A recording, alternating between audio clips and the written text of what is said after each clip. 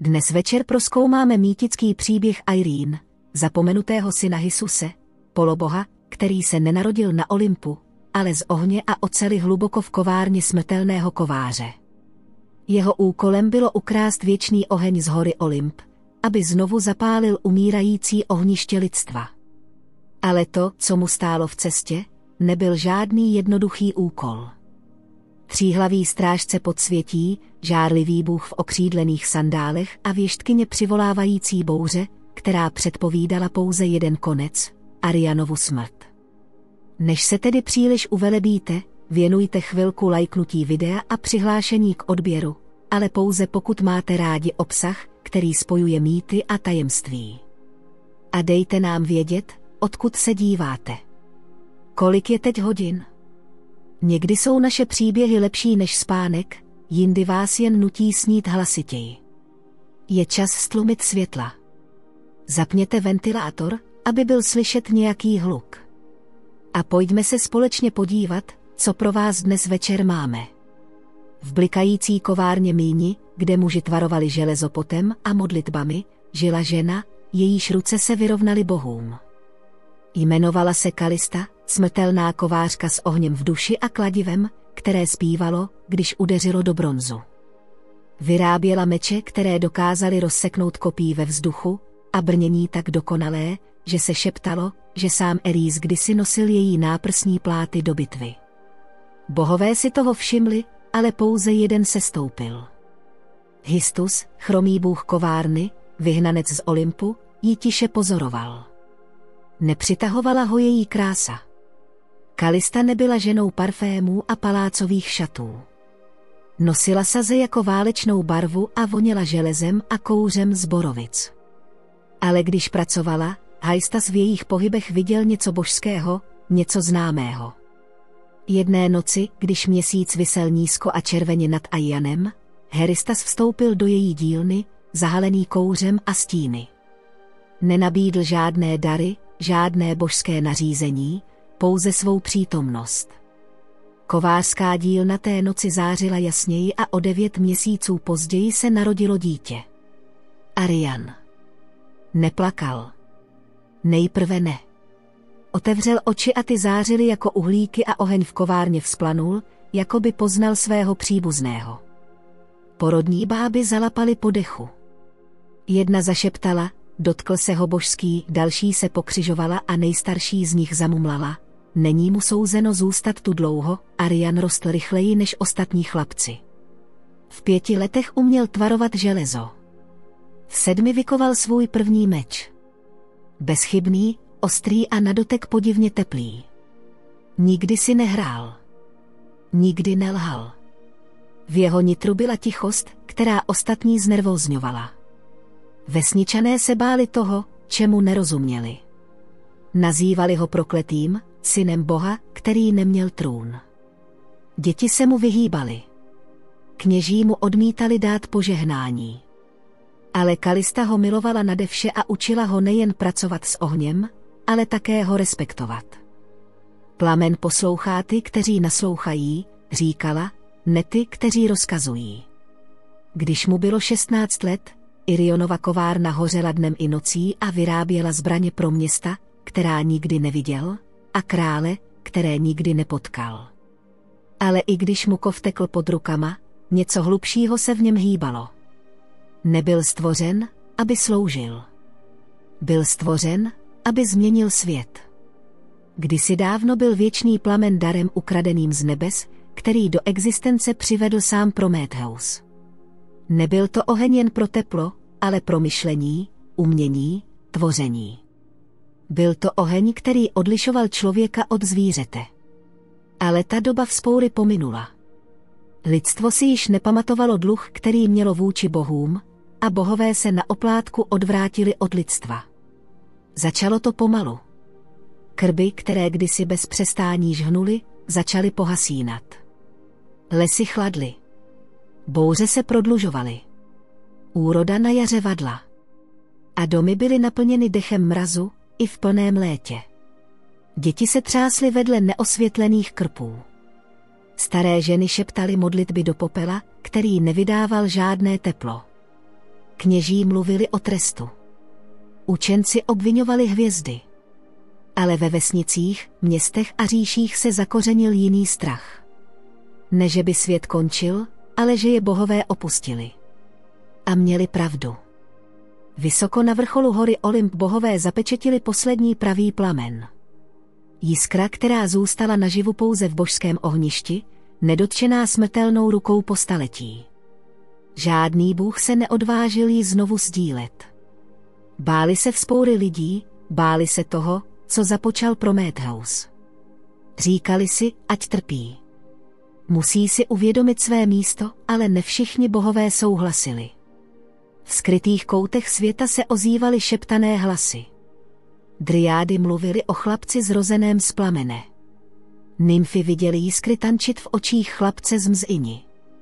Vítr nesl jméno Irion. V chladných komnatách Dely věštkyně snila o ohni.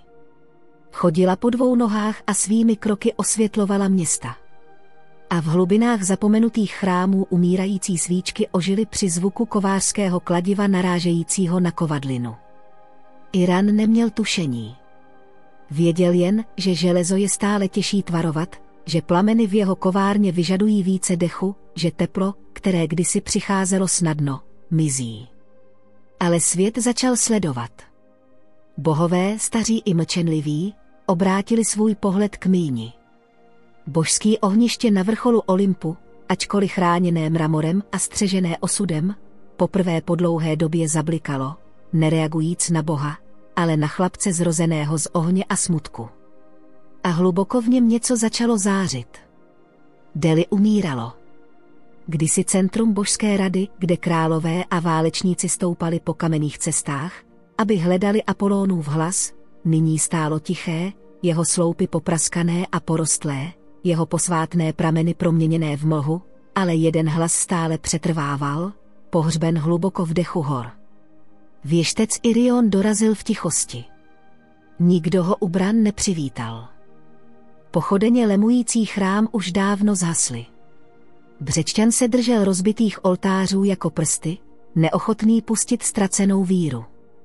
V mracích nad ním zahřměl hrom, ne déšť, ale něco staršího, co ho sledovalo. Sestoupil do duté komnaty, kde generace před ním kdysi plakali a prosili. Tam, sedící na vrcholu rozpadajícího se kamenného trůnu, byla věštkyně. Byla oděna do fialových šatů, měla pleť bledou jako popel a oči slepé, ale planoucí bouří. Než stačil promluvit, prudce se nadechla, jako by plamen byl vtažen zpět do lucerny. Hyone, zasyčela, ačkoliv žádné jméno nebylo vysloveno. On nic neřekl. Vylezeš nahoru. Vezmeš plamen a zemřeš. Její hlas práskl jako bič v tichu. On se ani nehnul. Slyšel příběhy o věštcích, jejich hádankách zabalených do poezie a metafor. Ale tohle nebyla věštba. Byl to rozsudek. Pomalu vstala, končetiny se jí pohybovaly jako kouř zachycený větrem. Bohové se ti postaví. Svět bude požadovat tvé selhání. Plamen, který hledáš, nepatří smrtelníkům.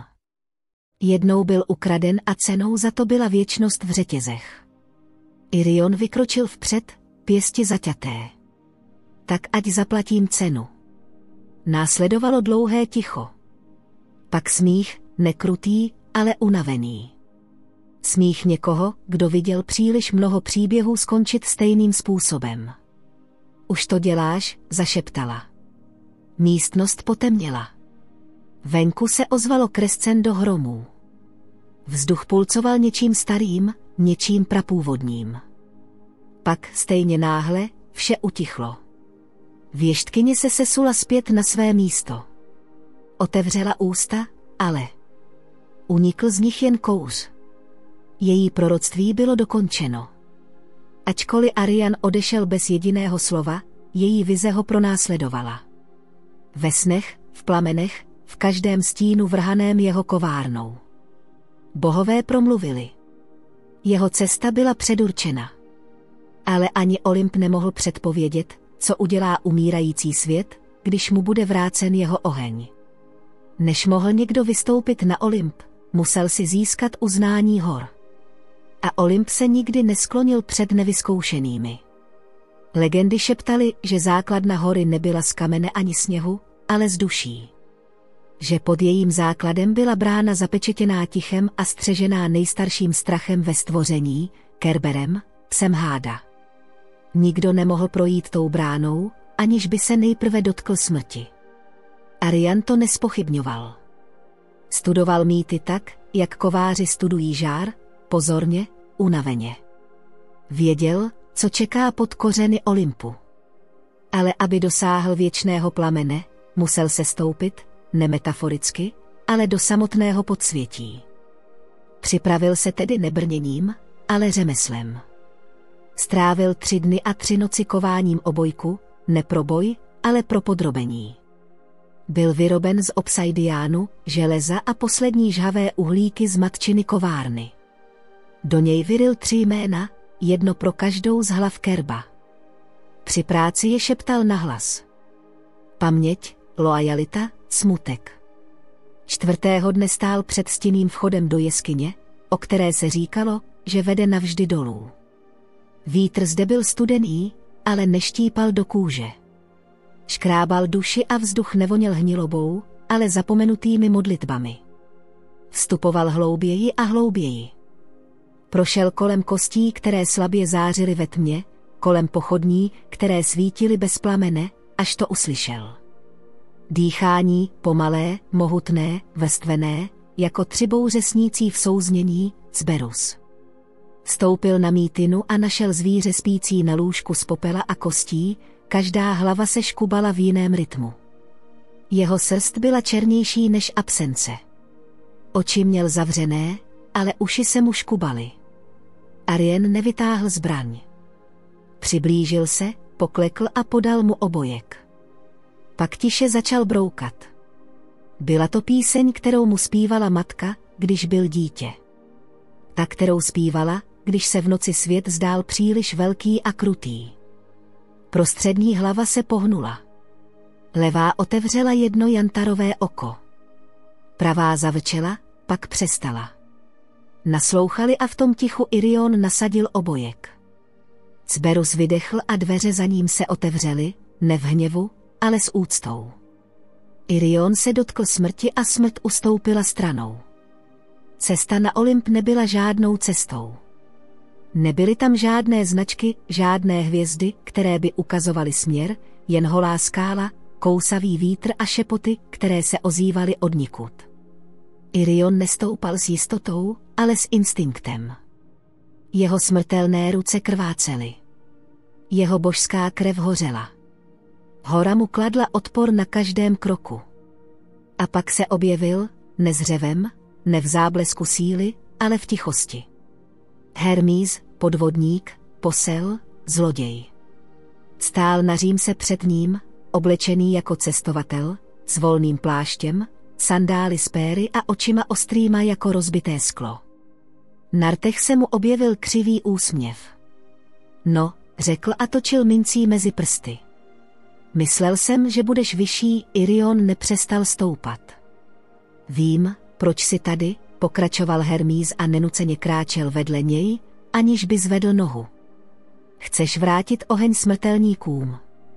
Roztomilé, ušlechtilé, hloupé, Irion se zastavil. Tak mě zastav, Hermís se zasmál. Zastavit tě? Och, ne. Ne. Nejsem tady, abych s tebou bojoval. Jsem tu, abych se ujistil, že rozumíš dohodě. Vstupuješ do srdce Olympu, do pokladnice bohů, do příběhu, který není tvůj, abys ho vyprávěl. A přesto, odpověděl Arian, jsem tady, ten úsměv mírně pohasl.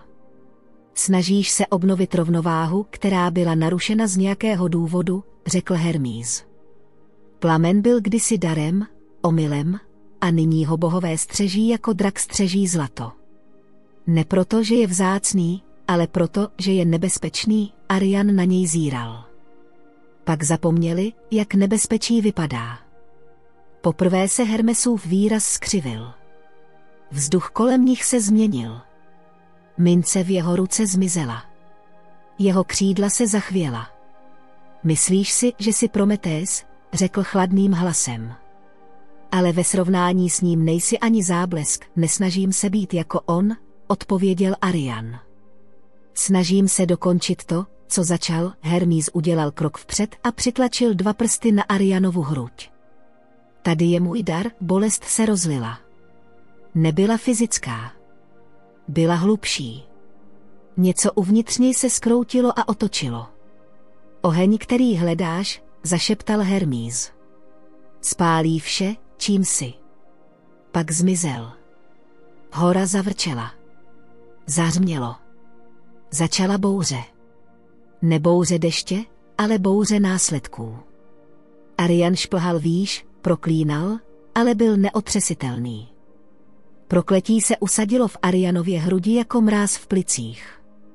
Zpočátku bylo nepatrné, jen sevření při dýchání, tupé teplo pod kůží. Ale čím výš stoupal, tím víc ho to sžíralo, ne jako rána, spíš jako eroze. Kousek po kousku byl ten muž očkrabáván a za sebou zanechával něco syrového. Olymp už nebyl jen horou. Byl živý. Jeho útesy se posunovaly pod jeho nohama. Vítr křičel v roklích jako starodávné hlasy, rozuřené, že byly vyrušeny. Čím výš stoupal, tím méně smrtelný se svět stával. Stromy přestaly růst. Ptáci přestali zpívat. Dokonce i hvězdy nad ním se zdály ustupovat. Nebyly tam žádné cesty, jen zubaté římsy a strmé stěny, které vyžadovaly obětování s každým krokem. Irion krvácel. Uklouzl.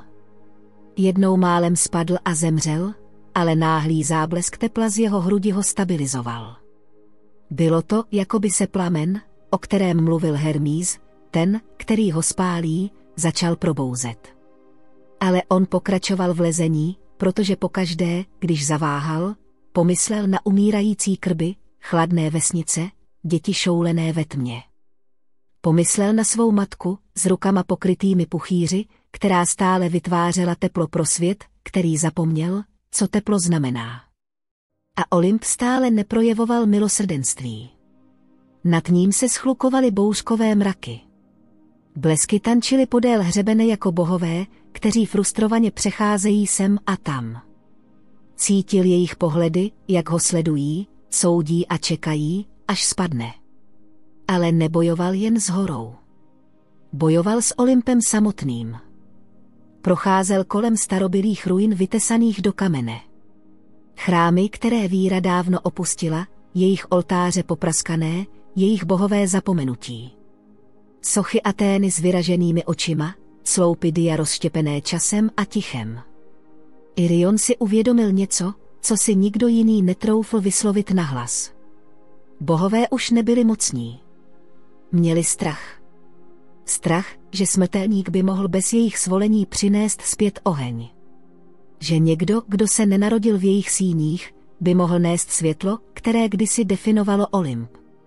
A v tom strachu na něj vrhli to nejhorší. Led, hromy, vize, hlasy. Ale on lezl dál. S roztrhanýma rukama a doutnajícím srdcem se vznesl nad mraky. A v dálce, osvětlený ne sluncem, ale božským plamenem, to uviděl. Hořící ohniště, čekající. Nebylo to, co očekával. Vrchol Olympu nebyl vytesán z mramoru ani střežen bohy oděnými ve zlatě. Nebyly tam žádné trubky, žádné brány, žádné hromy božského přivítání. Bylo tam jen ticho a plamen. Stál uprostřed bezvětří na podstavci z černého kamene. Ohniště vypadalo starodávně, starší než samotný jazyk. Vytvořené rukama, na které se již nevzpomíná. A uvnitř něj tančil věčný plamen, nečervený, neoranžový, ale bílý, čistý, oslňující, živý. Nezhasínal. Sledoval ho. Arion přistoupil blíž. Žár ho nespálil. Vnikl do něj, jako by poznal něco dávno ztraceného. Zadržel dech, kůže se mu zježila. Uhlík, který Hermís zaklel do jeho srdce, nyní pulcoval jako druhé srdce a volal k plameni jako ztracený sourozenec. Natáhl ruku. V tu chvíli se čas zastavil. Viděl města postavená z ohně. Viděl kovárnu své matky hořící uprostřed zimy. Viděl civilizace vznikající a zanikající, každá postavená kolem ohně a každá zapomínající, proč hoří. Viděl také trest. Prometea, přikovaného ke kameni, jehož játra každý den požíral sup. Bohové to nazývali spravedlností. Ale Arian viděl, co to ve skutečnosti bylo. Strach s korunou na hlavě. Mohl se vrátit. Mohl nechat lidstvo přizpůsobit se chladu. Zapomenout na oheň. Zapomenout na něj. Ale pak uslyšel vítr šeptat její jméno, Kalista, a vzpomněl si, kdo je. Chytil plamen a ten ho pohltil. Bolest mu projela tělem, ne jako pálení, ale jako by byl přepsán. Kosti praskaly a přetvářely se, jeho kůže zářila, žíly pulcovaly světlem. Padl na kolena a bezhlučně řval, zatímco plamen zaplavoval každou část jeho těla, vymazával chlapce a vytvářel nositele ohně. Už ho nedržel. On sám jím byl. Ohniště zablikalo, pak pohaslo a vychladlo. Protože věčný plamen už nebyl připoután k Olympu, vybral si nové tělo. Irion se zhroutil vedle prázdného podstavce. Z jeho prstů stoupal kouř, ale jeho oči zářily jako úsvit. Dýchal sotva, ale s každým nádechem se do větru, dolů z hory, směrem k světu pod ním šířil závan tepla. Vzal oheň, ale ne pro sebe, pro všechny. Arian nesestoupil z Olympu. Nesl ho s sebou. V okamžiku, kdy do něj plamen vstoupil, hora přestala klást odpor. Vítr utichl, obloha se vyjasnila. Dokonce i kámen pod jeho nohama se zdál posunout a vést ho, ne s úctou, ale s uznáním. Už nebyl vetřelec. Byl pochodní. Jeho tělo hořelo božským žárem. Ne takovým, který pálil, ale takovým, který probouzel život. Kdekoliv se jeho noha dotkla země, tál mráz. S každým nádechem se prokleté větry sklidňovaly. Vzduch nevoněl kouřem, ale obnovou, znovu zrozením. Ale nebyl celý. Jeho končetiny se třásly pod tíhou toho, co nesl. Věčný plamen nebyl jen oheň. Byla to paměť. Cítil každou jiskru, kterou kdy zapálil. První táborák v prehistorické jeskyni, pochodeň, která osvětlovala Atény, kovárna, která postavila Troju, a cítil cenu toho všeho. Viděl města spálená v jeho jménu, postavené chrámy, války vedené s ukradeným ohněm a ambicemi. Dar bohů nikdy nebyl nevinný. Ale tentokrát ho nedal jako zbraň. Sestoupil skrz mraky a ticho, kolem rozbitých soch bohů, kteří byli kdysi uctíváni a nyní se rozpadali v božském rozkladu. Minul jeskyni, kde kdysi Kerberus střežil bránu, ale bestie byla pryč. Jakoby i smrt ustoupila tomu, čím se Arian stal, dosáhl světa pod ním. A tam, v zamrzlé vesnici, kde ohniště už dávno schořela na popel, se kolem něj shromáždili lidé, ne ze strachu, ale z úcty. Nemluvil. Prostě natáhl ruku a plamen z jeho prstů přeskočil do nejbližšího ohniště. Ožilo, pak další a další. Zbor tepla se šířil z domu do domu, z města do města, přes země, které zapomněli, jaké to je shromáždit se kolem ohně, aniž by se nejprve modlili. Irion hořel. Jeho vlasy se leskly jako roztavené zlato. Jeho kůže praskala jako vychladlý obsidián. Umíral, ale nezmizel. Stával se něčím jiným. Neukradl plamen. Stal se jím.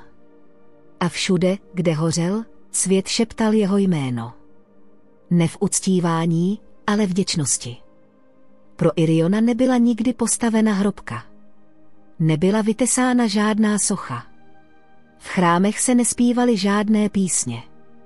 Nebyla žádná procesí, žádný smutek, žádná poslední bitva, která by označila jeho odchod. A přesto nikdy nezmizel. Poté, co se oheň vrátil, začaly se po celé zemi dít podivné věci. V odlehlých vesnicích, kam nikdy žádný cestovatel nezavítal, se sami od sebe rozhořely ohniště. Celé lesy, kdysi zmrzlé na kost, přes noc rozkvetly. Kováři tvrdili, že se jejich víně zahřívají rychleji. Děti, šoulené v chladu, vyprávěli rodičům, že viděli muže ze světla, jak stojí vedle plamene, než vzplanul. Nikdo nemohl nic dokázat. Ale všichni vyprávěli stejný příběh. Šel, dokud z něj nezbylo nic, s čím by mohl jít. Jeho tělo už dávno prasklo a schořelo, ne kvůli slabosti, ale kvůli proměně.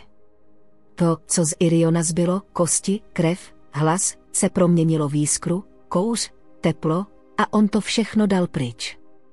Kovářská dílna jeho matky byla posledním místem, kterého se dotkl, stará, opuštěná, její ohně chladné po desetiletí, až jedné noci kolem jdoucí cestovatel tvrdil, že viděl chlapce, jak na kovadlině kove něco zářivě bílého. Když se podíval znovu, dílna byla prázdná, ale plamen tančil vysoko a horký, stejně jako kdysi. Říká se, že to bohové pocítili. Že Olymp, cítící, že byl zbaven své moci, se chvěl ve svém tichu. Ale bohové neopětovali úder. Nezuřili. Protože i oni pochopili, že Arion je nevyzval válkou ani pýchou. Připomněl jim jejich účel. A tak věčný plamen, kdysi hromaděný nesmrtelnými, nyní bliká v každé vesnici, každém městě, každé osamělé horské chatě. Žije v teple polévky sdílené cizinci, ve svíčkách zapálených truchlícími rukama, v pochodních zvednutých rebeli hledajícími světlo v nejtemnějších místech. A vždy šeptali stejné jméno. Arian. Někteří říkají, že když váš oheň bezdůvodně pohasne, je to on, kdo prochází. Jiní říkají, že když pozorně posloucháte praskání plamene, uslyšíte rytmus kladiva narážejícího na kovadlinu. Stálý, trpělivý, věčný. Protože Arion nikdy nezemřel. Stal se samotným teplem. Ne bohem, ne hrdinou, jen chlapcem, který se vzdal všeho, aby pomohl světu znovu si vzpomenout, jak zářit. V zemi Sparta, kde se chlapci učili bojovat dříve, než uměli mluvit, a čest byla vytesána do kostí, nebyly ženy o nic méně divoké. Mezi nimi byla jedna, jejíž jméno se ozývalo mramorovými sály jako řinčení oceli. Leonty, dcera velitele Adrasta. Narodila se během krvavě červeného zatmění, když nad městem vyly předzvěsti. Porodní báby šeptali, že pochází od samotného Ariho. Ve věku 12 let porazila své bratry v zápase. V 16 letech vedla loveckou výpravu do pohoří Týtus a vrátila se 3 divokými prasaty přivázanými za svým vozem. Leonty nebyla jen respektována. Byla obávaná. Procházela se spartskou agorou s rovnými zády a tichými kroky. Muži skláněli oči. Ženy ji sledovaly se zvláštní směsicí závisti a úcty. Mluvila jen zřídka, pokud nebyla oslovena, a její slova byla volena jako šípy, nikdy nebyla zbytečná. Ale bylo v ní něco, čeho si málo kdo všiml. Když si v noci sundala brnění, když pochodně pohasly a svět venku zmizel, Leonty hleděla na hvězdy, ne s výzvou válečníka, ale s údivem. V ní byla skryta jemnost, kterou bitva nemohla spálit. Touha, ne po manželství, ne po dobývání, ale po něčem jiném, po něčem, pro co spartský kodex neměl jméno. Mír, magie, tajemství. Nikdy to neřekla. Věděla jen jedno. Každý měsíc při úplňku, když město zpomalilo a válečníci spali, její tělo ji táhlo k útesům nad řekou Uritus. Nechávala za sebou kopí svou kvuaras, svou reputaci a stávala se jen ženou, která sama bloudila pod hvězdami. Svět, myslela si, musí být větší než Sparta, větší než meče a pýcha. Cítila to v krvi, jako hudbu, kterou neslyšela, ale věděla, že někde hraje. A pak jedné noci, pod nebem tak stříbrným, že vypadalo jako seškrábané z ostří meče, uviděla, jak se v tichém jezírku ve skrytém háji vznáší labuť. Nehýbala se, pozorovala ji, měsíční světlo se odráželo na jejím hřbetě, byla krásná tak, jak žádná Varong nikdy nebyla. A od toho okamžiku se Leontyin život začal odklánět od krve a bitev k něčemu jemnějšímu, podivnějšímu a mnohem nebezpečnějšímu.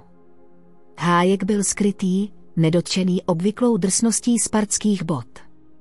Ukrýval se mezi dvěma útesy a šeptal o něčem starším než Sparta, starším dokonce než Olymp. Stromy se zakřivovaly do půlměsícových oblouků, jejich větve byly nízko a stříbřité v měsíčním svitu. Uprostřed leželo mělké jezero, klidné jako sklo, a na něm labuť. Její peří se lesklo jako tkané hvězdné světlo, ani bílé, ani šedé, ale něco mezi tím. Plula v tichu jako kouř a proplouvala vodou bez jediného vlnky. Její dlouhý krk se ladně prohýbal, jako by byl vytesán božskými rukama, a její oči, bohové, její oči, neobsahovaly žádnou zvířecí divokost, žádný strach, pouze vědomí. Leontty stuhla u stromu. Její výcvik jí křičel opatrnost. Nic v přírodě se takhle nepohybovalo. Žádné stvoření nestálo tak odvážně před člověkem. Ale labuť neutekla. Klidně ji sledovala, očekávajíc. Učinila krok vpřed. Naklonila hlavu. Další krok, blíž. Jezero se nepohnulo. Stála na okraji vody, srdce jí bylo klidně, ale ostražitě, ruka lehce spočívala na dýce připevněné k jejímu stehnu. Labuť se znovu pohnula, pomalu, záměrně, směrem k ní. Když dosáhla okraje mělčiny, zastavila se a mírně sklonila hlavu. Leontty poklekla. Ve svém životě viděla tisíce věcí. Hořící válečné tábory, zakrvácené válečníky křičící k nebesům, novorozená telata lapající po prvním dechu. Ale nikdy neviděla něco tak tichého, tak nehybného. Tak okouzlujícího. Natáhla ruku. Labuť se nebránila. Její prsty se dotkly jejich peří. Byla teplá, nepřirozeně teplá, jako by její tělo hořelo slunečním světlem místo krví. V její hrudi se probudil pocit. Nebyl to strach, ani fascinace, bylo to něco staršího, něco, o čem nevěděla, že jí chybí, až do této chvíle. Spojení. Labuť jednou zamrkala a otočila se, plující zpět do středu jezera. Leontté zůstala klečet a sledovala ji, nejistá, co se právě začalo, ale jistá, že to nebyla náhoda. Při příštím úplňku se vrátila. Stejně tak labuť. A znovu příští měsíc a další. Žádná slova, žádné sliby, jen přítomnost. Rituál zrozený z ticha a vážnosti. Když se na kopcích usadil podzim, Leontty už se neptala proč. Prostě věděla, že labuť bude čekat a její svět už nikdy nebude stejný. Roční období se střídala. Listí se zbarvilo, opadalo a znovu vyrostlo. Války pokračovaly daleko pod kopci, ale v tom měsíčním háji se čas zastavil. Teď záleželo jen na úplňcích. Jen na těch nocích. Leontté kdysi měřila svou hodnotu podle válečných jizev, vítězství a rozkazů, které bez váhání plnila. Ale nyní jí vedlo něco jemnějšího, něco mnohem staršího než spartské zákony. Každý měsíc se vracela do háje s dary, čerstvými fíky, měkkým prádlem, vyřezávanými drobnostmi z olivového dřeva. Labuť nikdy nejedla, nikdy dary nepřijímala. Přesto Leontty pokračovala, poháněna instinktem, který nedokázala vysvětlit. Labuť vždy čekala. Setkala se s ní na břehu, jemně sklonila hlavu a pak plula po jejím boku. Někdy ji obkroužila. Někdy prostě stála vedle ní na břehu a její teplo se šířilo do vzduchu kolem ní jako skryté slunce. Začala mluvit, ne jako voják, ale jako žena, která nikdy předtím nebyla vyslyšena. Mluvila o chladnosti svého otce, o tom, jak vítězství nikdy nevyplnilo prázdnotu v její hrudi, o nocích, kdy zírala na oblohu a přemýšlela, jestli existuje něco víc než meč a půda. Labuť nic neříkala, ale poslouchala. Cítila to. Její nehybnost nebyla mlčením. Byla to pozornost. Takovou, jakou jí smrtelníci nikdy neprojevili. Takovou, jakou jí nikdy neprojevil žádný velitel, žádný nápadník, žádný přítel. Postupem času přestala cítit samotu. Před každou návštěvou si zapletla vlasy. Vyhladila si šaty. Seděla vedle Labutě celé hodiny, ramenem se dotýkala jejího křídla, mluvila málo, ale cítila víc, než kdy cítila ve Spartském paláci nebo na bojišti. A přesto Labuť nikdy neuletěla, nikdy nezestárla, nikdy se nezměnila. Měla by se bát. Existovaly příběhy o bozích, kteří na sebe brali podobu zvířat, aby svedli smrtelníky do záhuby. Příběhy o trestech pro ty, kteří milovali božské bytosti. Ale Leonte už těmto příběhům nevěřila. Věřila tomu, jak její ruka dokonale zapadala do křivky Labutího krku. Věřila tomu, jak Labuť skláněla hlavu, když tiše zpívala do noci. Věřila tomu, jak se zdálo, že na ní čeká, že ji potřebuje.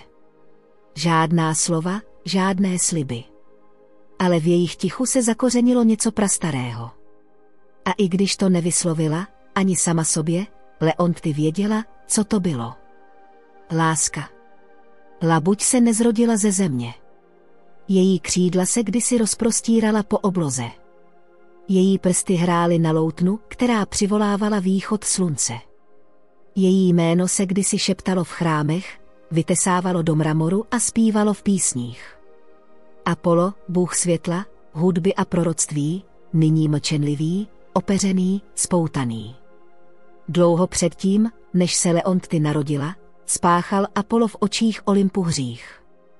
Vzdoroval Zeusovi, ne mečem nebo vzpourou, ale pravdou. Vystoupil proti trestům svého otce, proti krutosti předávané z trůnu na svět, proti mlčení vyžadovanému mocí. Za toho Zeus nezabil. Zničil ho. Kouzlo seslané v hněvu, prokleté více než spravedlnost. Apollon byl zbaven své podoby, svého hlasu, své božskosti a uvězněn v těle Labutě. Ne proto, aby se naučil pokoře, ale aby si připomínal, že může zářit jako slunce a přesto být uvězněn ve stínu. Prokletí bylo ještě krutější. Byla tu jedna podmínka. Pokud by smrtelník někdy odhalil jeho pravou identitu, proměna by se stala trvalou. A tak Apollo čekal roky, století, životy, vznášel se na jezerech, skrýval se pod hvězdami, sledoval, jak smrtelníci zapomínají na jeho chrámy, zapomínají na jeho hymny, sledoval, jak svět chladne, jak bohové ustupují. Až Leonty, její přítomnost v něm něco rozbila, něco tak hluboko pohřbeného, že i Olymp zapomněl, že to existuje. Naději. Nikdy nechtěl být viděn, nikdy nechtěl zůstat. Ale ona se vracela znovu a znovu. A její hlas. Její hlas, když s ním mluvila na Mítině, byl jedinou věcí, která v něm znovu roznítila oheň. Nebyla kněžkou, nebyla nymfou, nebyla vyvolenou věštkyní. Byla válečnicí s rukama, které znali jen zbraně, ženou zocelenou ztrátou a vycvičenou necítit nic. A přesto ho viděla. Nezacházela s ním jako se symbolem nebo hrozbou, ale jako s něčím posvátným, něčím, na co stojí za to čekat. Neodvážil se promluvit, neodvážil se prozradit své jméno. Ale nakloněním hlavy, nehybností svého těla odpověděl na každou otázku, kterou mu nikdy nepoložila. A pomalu, nemožně, ji také miloval. Ve Spartě byla osamělost respektována, ale nepříliš dlouho. Leontýna nepřítomnost nezůstala bez povšimnutí. Každý měsíc při úplňku se vytratila z kasáren, z výcvikových hřišť, z dohledu velitelů a příbuzných. Zpočátku se jí nikdo neptal. Byla to Leonty, nedotknutelná, neotřesitelná, válečnice, jejíž loajalita byla vrytá do každé jizvy.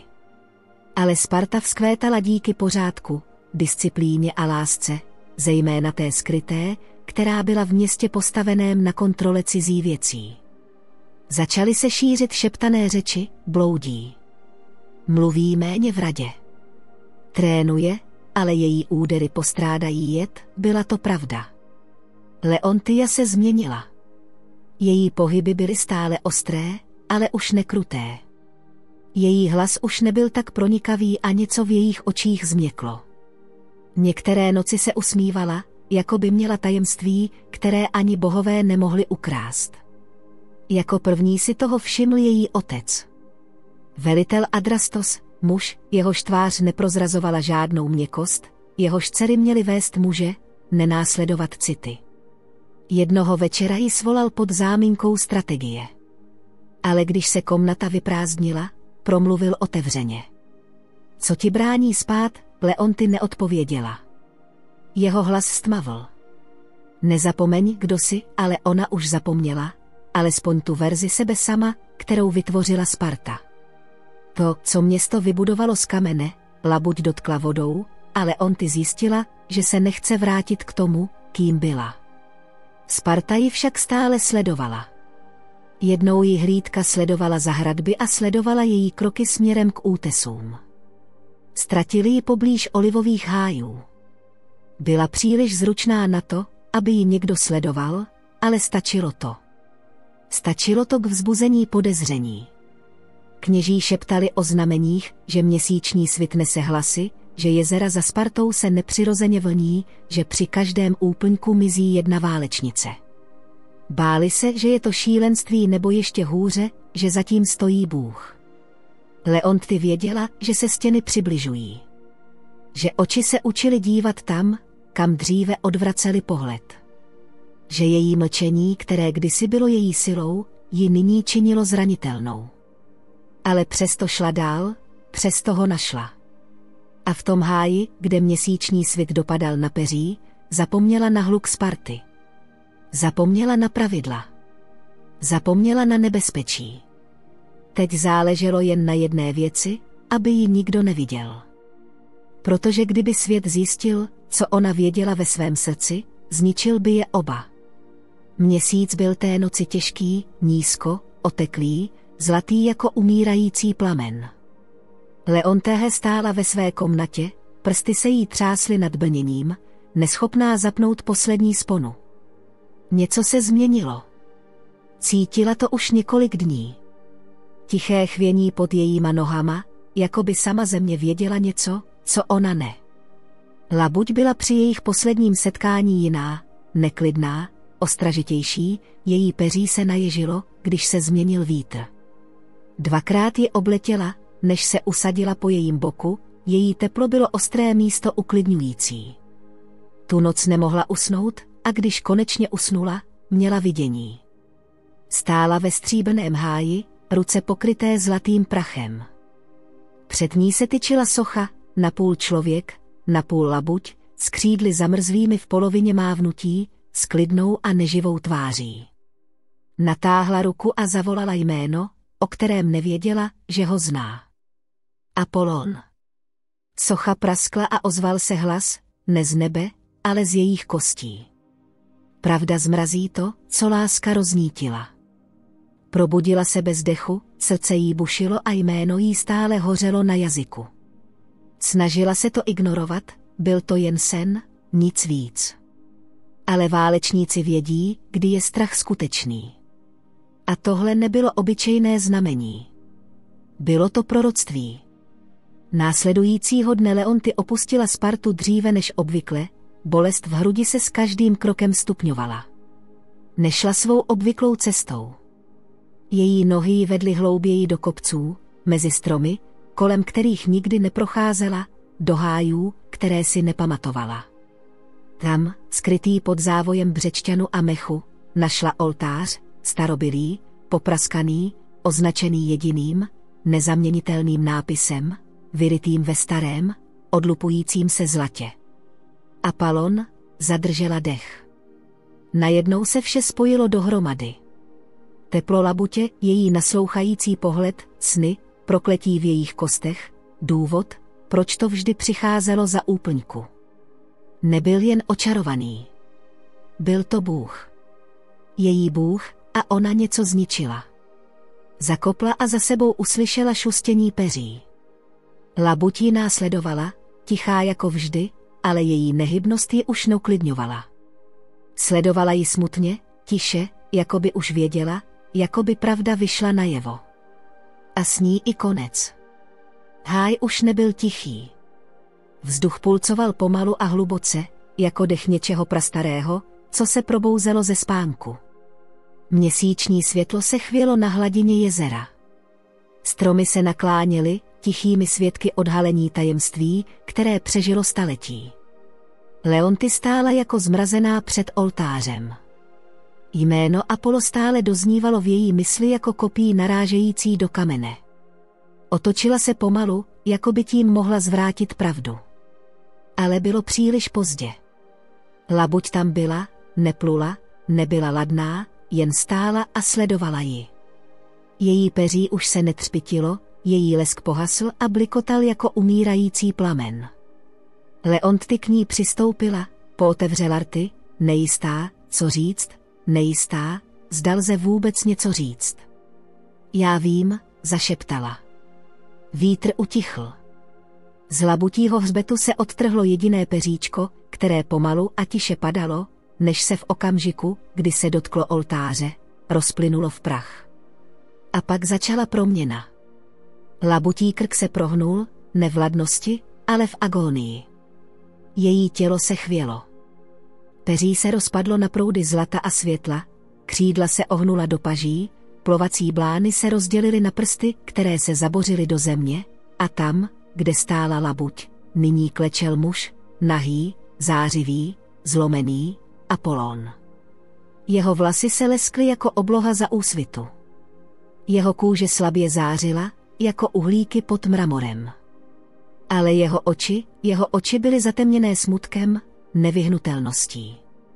Leonty ustoupila, ruku na ústech. Milovala ho v tichosti a nyní se ticho stalo nesnesitelným. Pokusil se promluvit, ale kletba nebyla zcela zrušena. Jeho hlas se zlomil jako hrom v bouři příliš staré na to, aby se dala pojmenovat. Neměla si to vědět, řekl nakonec hlasem sotva slyšitelným. Bylo to jediné pravidlo. Padla na kolena vedle něj, slzy stékaly po její válečnické tváři jako řeky po horském kameni. Nechtěla jsem, zašeptala. On se pak usmál, jen jednou, božským úsměvem, neradosti, ale rozloučení. Já vím. A s tím se země pod nimi zachvěla. Bezhlučné zemětřesení. Božský rozsudek vynesený bez milosti. Jeho záře pohasla, kůže stvrdla, končetiny stuhly v pohybu. Apollo se měnil v kámen. Ale Leonty mohla jen přihlížet, jak se láska stala legendou. V okamžiku, kdy bylo vysloveno jméno, začala kletba působit. Apollovo tělo, kdysi plné božství, nyní stuhlo centimetr po centimetru. Světlo pod jeho kůží pohaslo jako chladnoucí kov. Jeho zlaté vlasy ztratily lesk a stvrdliv. Mramorové prameny, když se naplno projevila poslední fáze Zeusova trestu. Nebude žádné odpuštění, žádné odložení. Leonty uchopila jeho ruce, stále teplé, stále se třesoucí, ale cítila, jak se kámen plíží jako mráz po těle. Jeho prsty se naposledy ovinuly kolem jejích, než se úplně přestali hýbat. Zavrtěla hlavou. Ne, takhle to nemůže skončit. Ale kletba neposlouchala. Čekala staletí v tichosti, trpělivá a krutá. Apollónova hruď se ještě jednou zvedla a pak už ne. Jeho křídla, napůl vyvinutá za rameny, stuhla v polovině pohybu. Kolena se mu podlomila žalem a zůstala na místě. Jeho tvář, stále krásná, stále laskavá, byla rozpolcená mezi láskou a bolestí. Oči měl otevřené, ale neviděl. A pak nastalo ticho. Ticho hlubší než jakékoliv bojiště, hlubší než okamžiky před útokem. Nebylo to ticho míru, ale ztráty, něčeho posvátného, co se rozbilo. Leontty tam klečela, čelo přitisknuté k jeho nyní studené ruce. Ruce, která kdysi držela hvězdy, nyní nebyla nic víc než kámen. Její slzy stékaly po jeho mramorových prstech a padaly na zem, jedna po druhé, pomalu a pravidelně jako pohřební pochod. Háj potemněl. Dokonce i měsíc, tak často jasný a bdělý, se zdál být skrytý za závojem mraků. Nepřišel žádný blesk. Žádný bůh se neobjevil, protože trest byl vykonán. Zeus promluvil. Labuť odletěla naposledy. A Apollon, bůh světla, byl nyní sochou ticha, navždy zmrazenou v okamžiku své konečné pravdy. Leontty zůstala dlouho po skončení proměny, s rukama ovinutými kolem toho, co zbylo. Nekřičela. Nezakrývala nebesa. Nebyli tam žádní Spartané, kteří by slyšeli její výkřiky, žádní válečníci, kteří by byli svědky, jen vítr, jen stromy a kamenná socha Boha, který ji kdysi miloval, ne hromem a ohněm, ale tichem. A nyní, v tichosti, se Leontty nikdy nevrátila do Sparty. Nechala svou zbroj ležet vedle oltáře, sundala si meč a nechala své válečné jméno odplout jako kouř nad jezerem. Žena, která kdysi stála vzpřímeně mezi králi, nyní klečela v tichosti vedle sochy, která se už nikdy nepohne. Háj se stal jejím světem. Vracela se při každém úplňku, nikdy nevynechala ani jeden. Nepřinášela žádné oběti, žádné kadidlo, žádné modlitby, jen sama sebe a vzpomínky. Seděla vedle sochy Apollona a prsty hladila chladnou kamennou ruku, kterou kdysi držela v dlani. Někdy mluvila. Někdy si pobrukovala píseň, kterou on nikdy neslyšel, ale nějak cítil, že patří jim oběma. Jindy jen pozorovala vodu a nic neříkala. Vesničané začali šeptat. Říkali, že kopce straší žena, která bloudí za měsíčního svitu s očima jako vzdálené hvězdy. Někteří říkali, že se zbláznila. Jiní říkali, že byla vyvolena. Ale nikdo se neodvážil ji rušit. Uplynula léta. Zimy přicházely a odcházely. Říše se měnily. Bohové mlčeli. Ale Leontty zůstala. Stárla, ale nikdy nezeslábla. Její síla přetrvávala, ne jako u vojáka, ale spíše jako kořeny olivovníku, které se rok co rok, bouře za bouří, držely stejného kousku země. A socha stále stála. Apollo Midnael, s křídly napůl vyvinutými za zády, upřeným pohledem na místo, kde Leontty vždy sedávala, moment zamrzlý v mramoru, nedotčený časem. Někteří cestovatelé tvrdili, že kámen byl na dotek teplý, že když jste položili ruku na jeho hruď, mohli jste cítit něco slabého, jako tlukot srdce ze snu. A pak, při posledním úplňku, přišla Leontty. Seděla vedle něj déle než obvykle, položila hlavu jemně na jeho rameno a už se nikdy nepohnula. Když vesničané přišli o několik týdnů později, našli ji tam, klidnou, se zavřenýma očima a rty lehce skřivenými v úsměvu. Vedle ní se socha Apollona slabě leskla, jako by byla osvětlena zevnitř. Nikdo se jí nedotkl. Nevybudovali žádnou svatyni, žádný chrám. Ale legenda se šířila a nyní, když je měsíc v úplňku a vítr utichne, někteří říkají, že labuť se vrací k jezeru. Ne aby byla viděna, ale aby byla připomínána. Melanian se nenarodil pod střechou paláce ani uprostřed kadidla chrámu. Přišel na svět pod vrbou během bouře, která rozdělila oblohu na dvě části. Jeho matka, dcera porodní báby, ho zabalila do lněného plátna, zatímco nad kopci burácel hrom. Ptáci se rozletěli, déšť tančil a dítě neplakalo. Od chvíle, kdy začal chodit, si pobrukoval. Hudba ho provázela. Potoky šeptaly melodie, když se klekl, aby se napil. Listy se chvěly v harmonii, když procházel kolem. Nepotřeboval výuku. Zvuk mu patřil. V 10 letech dokázal napodobit jakýkoliv ptačí hlas a zaplést ho do písně. V 16 hrál na loutnu s takovou grácií, že i otužilí válečníci se zastavili, aby poslouchali. Zpíval o řekách, o ztracených bratrech, o polích před válkou, písně, které naplnily oči mužů slzami, o kterých nevěděli, že je mají. Lidé ho nazývali darem, zázrakem, dítětem božského dechu. On to nikdy neprohlašoval. Melanian cestoval z vesnice do vesnice a sdílel svou hudbu bez peněz a pýchy. Jeho hlas uklidňoval horečky. Jeho hlasivky změkčovaly zatvrzelá srdce. Jednou hrál pro umírající dítě, které se po vyslechnutí jeho ukolébavky usmívalo a odplulo do smrti, jako by to byl sen. Ale ne všechna uši, která poslouchala, patřila smrtelníkům. Jednoho jarního večera, když seděl u třpitivé řeky a brnkal melodii o hvězdném světle, se vzduch kolem něj změnil. Vítr zpomalil, voda se sklidnila, dokonce i žáby utichly. A pak přišly můzy. 9 z nich lehce vykročili zpoza závoje světa, zahalené světlem a zvukem, každá nesla svou vlastní esenci. Historii, tragédii, tanec, epickou poezii a další. Jejich oči nebyly laskavé, ani kruté, jen vševědoucí. Poslouchali a pak, k Melanianovu úžasu, zaspívali. 9 hlasů v dokonalé harmonii, starších než jazyk. Melanian zavřel oči a bez přemýšlení se k ním připojil. Jeho hlas se neozýval jako jejich. Vyvinul je. Když poslední tón utichl, i hvězdy se zdály být blíž. Jedna z můz, Coli, nejstarší a nejpřísnější, se dotkla jeho čela. Nejsi obyčejný, řekla. Jsi nádoba, a tak začala legenda o Melanianovi, bardovi, jehož hlas otřásal nebem. Od té noci už Melanian nebyl jen nadaným smrtelníkem. Byl dotčen, označen, o něm se šeptalo. Můzy si ho vybrali.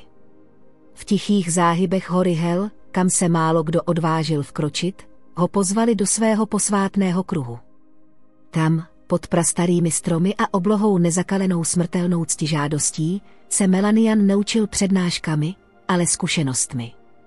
Coli, můza eposu, ho naučila, jak převést příběh do zvuku. Cleo mu šeptala do uší příběhy národů, zatímco spal. Turpsora tančila bosá mezi listím, zatímco on hrál vedle ní a jeho prsty se učily rytmu větru a těla. Ute položila svou flétnu na jeho dlaň a řekla jen, poslouchej, a on poslouchal. Nasával nejen melodie, ale i pravdy. Ty, které žily mezi slovy. Ty, které smrtelníci málo kdy zaznamenali, ale cítili. V tichu před bouří, v bolesti touhy, v údivu dítěte při prvním sněžení mu můzy nedali sílu, ale perspektivu. A na oplátku žádali jen jednu věc. Zpívat pro ně.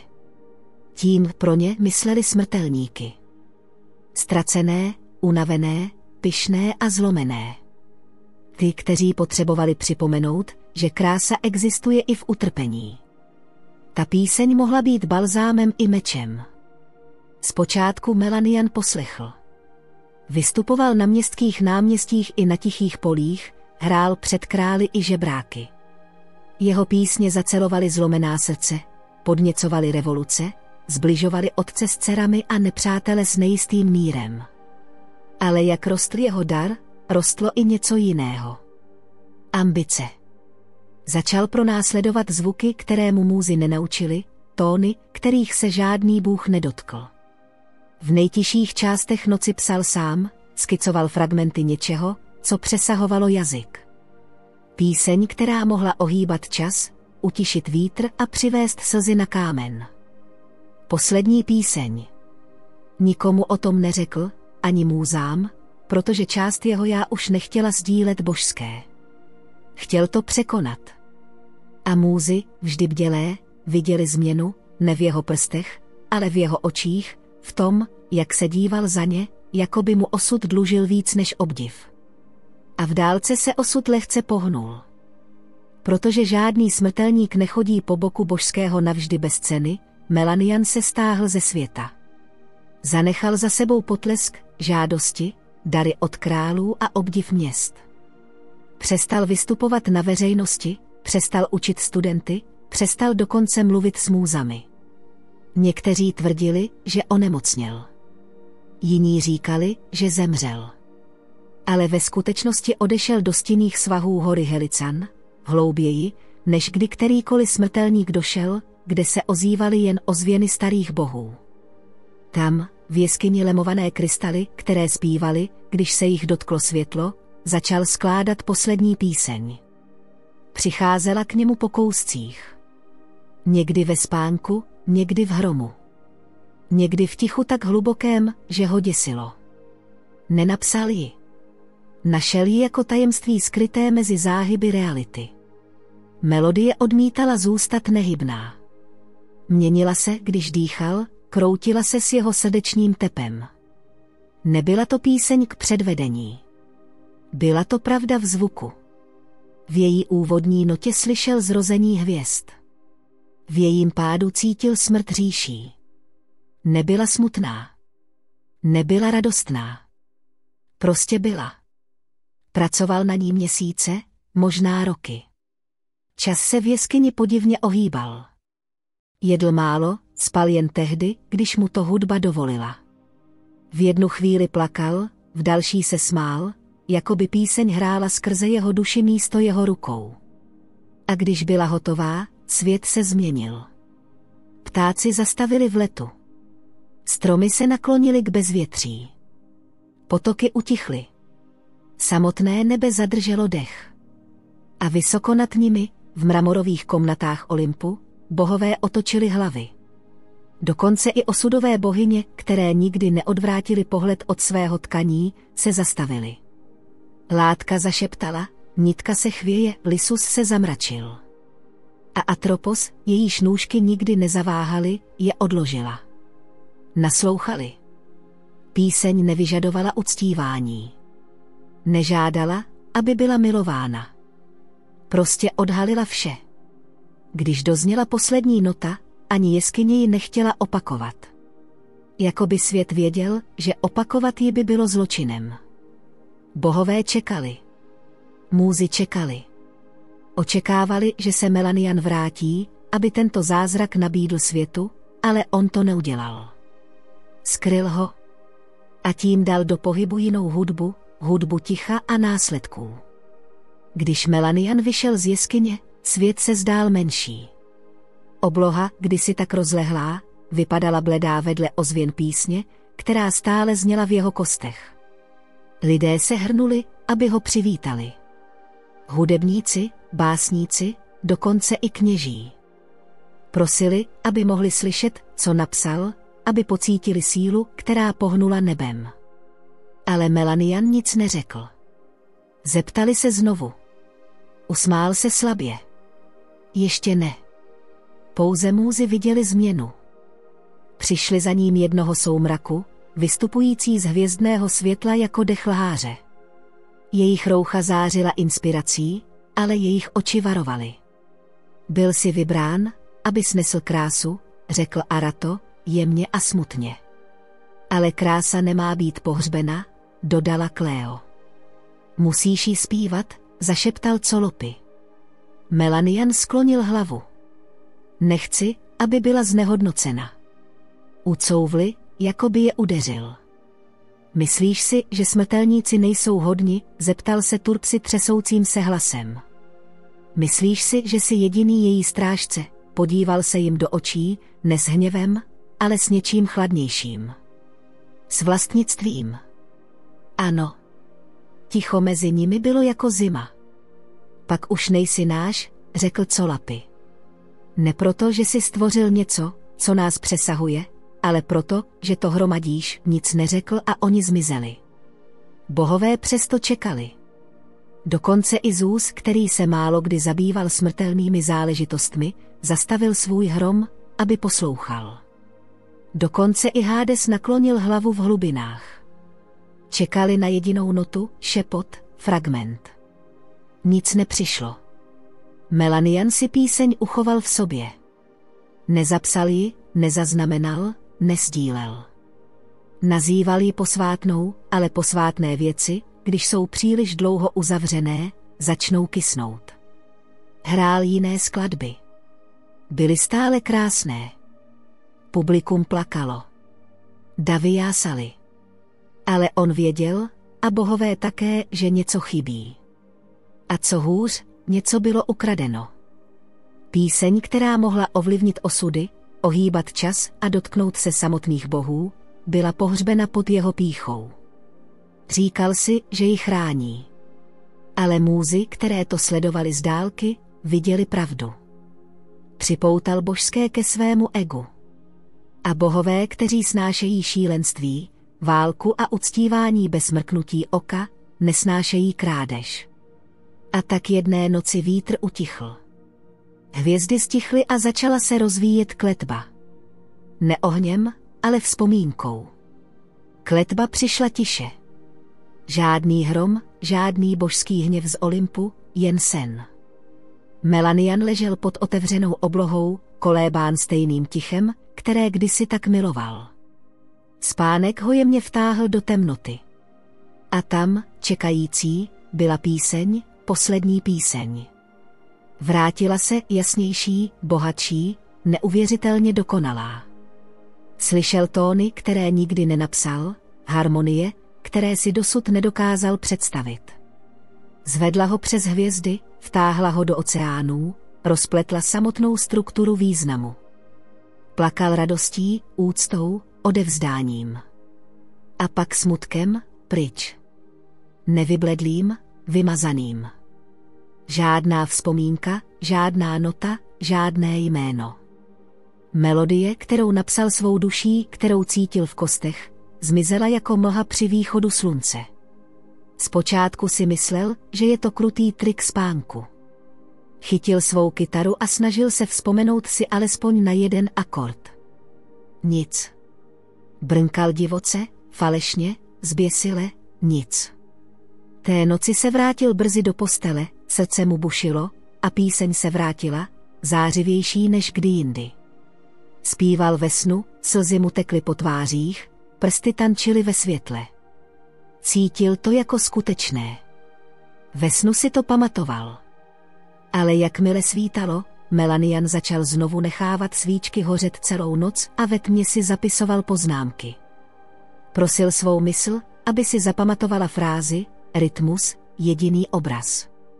Ale ať se snažil jakkoliv, všechno to znovu a znovu mizelo. Přestal hrát, odmítal vystupovat. Dav se zmenšil, přátelé odešli. Jeho domov zapadl prachem a chladil, ale nic z toho nevadilo. Teď měl jedinou posedlost. Zapamatovat srovnováha. Melanian bude tu píseň slyšet každou noc po celou věčnost. Ale bude žít jen ve snech. Každé ráno mu proklouzne mezi prsty jako voda mezi popraskanými dlaněmi. Nikdy. Nepřestane ji hledat, nikdy nepřestane doufat. A časem se naděje promění v šílenství. Protože co trápí barda víc, než zapomenout na nejkrásnější píseň, kterou kdy znal, a vědět, že stále zní bez něj. Melanian přestal počítat noci. Plynuly jedna do druhé, nekonečná smyčka extáze a ztráty. Každý večer upadal do snů, kde ho poslední píseň objímala jako milenka, která se vrátila z války. A každý úsvit se probouzel sám, křičel a plakal. Zpočátku se pokoušel prokletí přelstít. Najal písaře, aby spali vedle něj, prosil věštce, aby z jeho mysli vytáhli útržky. Zpíval do zrcadel v naději, že jeho vlastní hlas prozradí nějakou skrytou vzpomínku. Nic nefungovalo a on se pomalu začal rozpadat. Přestal jíst. Jeho roucho viselo na vyhublém těle. Prsty se mu třásly, když sahal po svém lháři, nástroji, který kdysi choval jako dítě. Struny praskaly pod jeho třesoucíma se rukama. Neopravil je. Už je nepotřeboval. Protože ve spánku hudba stále přicházela. Stala se jeho jediným smyslem, jediným místem, kde se cítil celý. A probuzení se stalo trestem. Proklínal slunce, rozbil okna, uzavřel se v místnosti bez světla. Ale píseň stále odcházela s ráno. Když se objevil, už nevypadal jako Bart. Měl divoké oči, byl vyhublý a jeho kdysi zlatý hlas nyní řval z nocí zoufalého broukání. Putoval od vesnice k vesnici jako žebrák, ne pro peníze, ale pro vzpomínky. Slyšeli jste to, ptal se cizinců. Píseň bez začátku a bez konce. Slyšeli jste ji ve spánku. Lidé ho nejprve pronásledovali, pak se ho báli. Někteří po něm házeli kameny, jiní utíkali. Začal na ulicích zpívat útržky, náhodné, zběsilé melodie. Pro ostatní nedávali smysl, ale pro něj byly stopami, klíči, kousky rozbitého zrcadla, které mohl téměř složit, ale po každému proklouzlo mezi prsty. Když se mu to nepovedlo, smál se, pak plakal a pak se zase smál. A každou noc se píseň vracela, třpitivá, celá, ale nedosažitelná. Můzy ho sledovali, ne s hněvem, ale se smutkem. Kdysi byl jejich nejlepším nástrojem. Teď byl rozbitou nádobou, která přetékala, jen když nikdo neslyšel. A v tom úpadku se píseň, kterou hromadil, stala tím, co ho rozložilo. Ne ohněm, ne hněvem, ale tichem. Melanian už nežil v tomto světě. Jeho tělo jim procházelo. Ano, ale jeho mysl byla jinde, uvězněná mezi sny a denním světlem, minulostí a přítomností. Píseň, kterou slyšel jen on, a to až ve chvíli, kdy už bylo příliš později uchovat. Bloudil bosý po městech, která ho kdysi hostila jako královskou osobu.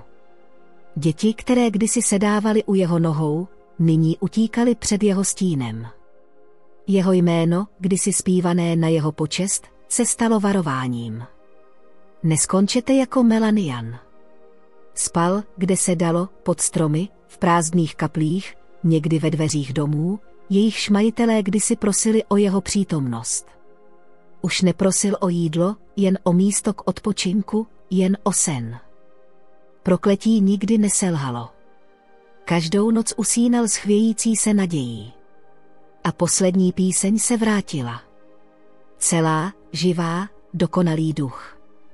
A každé ráno se probouzel do zapomnění. Krutost nebyla v tichu. Byla ve vzpomínce na zvuk. Vzpomínal si, že slyšel něco transcendentního, že to znamenalo všechno. Ale už si nemohl vzpomenout proč. Začal mluvit ke stínům, ke stromům, k hvězdám. Někdy zpíval cizím lidem a požadoval, aby mu zpívali také. Byl přesvědčen, že melodie se skrývá v hrdle někoho jiného. Jednou uvěřil, že ji broukalo dítě, které míjelo, a následoval rodinu přes 2 vesnice, než se zhroutil v prachu a prosil chlapce, aby zaspíval znovu. Ale ten zvuk byl něco jiného, něco obyčejného. Plakal celé hodiny a každou noc se píseň vracela, provokující, objímací, božská. Snažil se ji broukat ve snu, snažil se probudit uprostřed melodie, ale prokletí bylo chytré. Ve snu se nemohl hýbat. Nemohl ji zaznamenat, zapsat, přenést, jen ji slyšet. A když se probudil, byla prázdnota. Někteří, kdo ho viděli, říkali, že si stále broukal ve spánku. Že když jste v půlnoci přiložili ucho k jeho ústům, mohli jste slyšet hudbu, jaká neměla obdoby. Ale jen tehdy, jen ve tmě. Můzy už nepřicházely. Bohové přestali sledovat a Melanian, kdysi hlas světa, nyní bloudil jako ozvěna písně, kterou si svět již nepamatoval, a on již nemohl zapomenout. Melanian zhubnul jako soumrak. Jeho kůže, kdysi políbená zlatým světlem, byla nyní bledá a tenká jako papír. Jeho hlas, to, co z něj zbylo, byl chraplavý odlet šeptání a bloudění. Již nehledal jídlo, přístřeší ani píseň. Prostě jen chodil. Jednoho večera došel k útesu s výhledem na moře. Bylo tam ticho. Žádná města, žádné silnice, žádné zvědavé oči. Jen vítr, vlny a hvězdy pomalu stoupající v prohlubující se modři. Seděl šoulený u kamene, mořský vánek mu čechral to, co zbylo z jeho vlasů. Neplakal. Nespíval. Prostě jen zavřel oči. A sen se vrátil. Ale tentokrát bylo něco jinak. Nebylo žádné zpoždění, žádná mlha, kterou by musel překonávat, žádný boj o to, aby něco slyšel. Poslední píseň byla od začátku plná a jasná. Ale nebyl to jen zvuk. Bylo to místo, přítomnost, svět postavený z hudby. Melanian v něm stál bosý na akordech, které se ohýbaly jako tráva, a hvězdy nad ním pulcovaly v rytmu. Obloha byla symfonií. Vítr zpíval v harmonii. A on to nejen slyšel. Byl součástí toho všeho. Jeho vlastní hlas se připojil k písni a netřásl se. Nezapomněl. Vzlétl. Viděl každou notu, kterou ztratil. Každou frázi, kterou oplakával. Ale teď tomu rozuměl. Píseň ho nikdy neopustila. Rostla bez něj. Stala se něčím, co jeho ruce nemohly uchopit. Nebyl jejím vlastníkem. Byl jejím svědkem. A v tom posledním snu nebyl žádný smutek, žádná hanba, žádný trest, jen osvobození. Když vyšlo slunce, Melanian se nepohnul. Vítr jemně ovýval jeho tělo, jako by odnášel poslední dech. Později ho našel pastýř procházející se kolem útesů, klidný, s rukama položenýma na hrudi, jako by choval neviditelného lháře. Nebyl tam žádný svitek, žádný záznam. Ale nad ním, vysoko na pobřežním nebi, létaly mořské ptáky v podivných formacích, téměř jako by tančili na něco, co slyšeli jen oni. A moře na okamžik zpívalo, ne slovy, ne melodií, ale něčím starším než obojím, něčím, čím se nakonec stal. Melanian byl pohřben pod osamělým olivovníkem poblíž útesu, kde naposledy spal. Žádný kněz neprovedl obřad. Neschromáždil se žádný dav. Jen pastýř, který ho našel, a několik vesničanů, kteří si pamatovali příběhy. Slabé ozvěny barda, který kdysi donutil bohy zadržet dech. Nebyl tam žádný pomník, jen ticho. Ale ticho má schopnost zesilovat pravdu. V následujících letech se po celé zemi šířily podivné zvěsti. Cestovatelé tvrdili, že pokud projdete kolem toho útesu zanovu, můžete ve větru zaslechnout melodii. Krátkou, prchavou, secervoucí krásnou. Necelou píseň, jen tón, který stačil, aby člověk zastavil. Děti začaly snít o hudbě, kterou nikdy neslyšeli. Hudebníci se v noci probouzeli se slzami na tvářích a bez vzpomínky na důvod. A někdy, když bard seděl sám za soumraku bez publika, pod jeho prsty se náhle zrodila struna. Něco, co nebylo jejich, něco dokonalého. Nikdy si to nepamatovali tím, že by truchlili. Muzikanti nic neříkali. Nezatracovali jiného barda. Nežádali zpátky píseň, protože chápali, čím se Melanian stal. Nevarováním, nehrdinou, ale nádobou, která se stala legendou. Duší, jejíž trest nevznikl z krutosti, ale z odmítnutí, a jejíž vykoupení nepřišlo sdílením, ale odevzdáním se. Poslední píseň nebyla nikdy zapsána. Nikdy nebyla provedena v amfiteátrech nebo chrámech. Neexistuje v svitcích ani písmech. Ale žije v tichých okamžicích mezi spánkem a bděním. V tichu předtím, než umělec zahraje první akord. V tom, jak moře zní jinak, když truchlíte. Melanianova píseň se stala součástí samotného světa, ne aby byla zapamatována, ale aby byla cítit. Šepot v kostech, melodie bez slov. A ti, kteří ji cítí, byť jen na okamžik, nikdy nezapomenou na ticho, které následuje. Říká se, že pokud stojíte sami na správném útesu ve správnou noc, nikdo vás nesleduje a vítr je mírný, můžete zaslechnout zvuk, který nepatří do tohoto světa. Jen fragment, jen dech. A možná, pokud budete poslouchat dost pozorně, konečně pochopíte, proč Millennium nikdy nepustilo.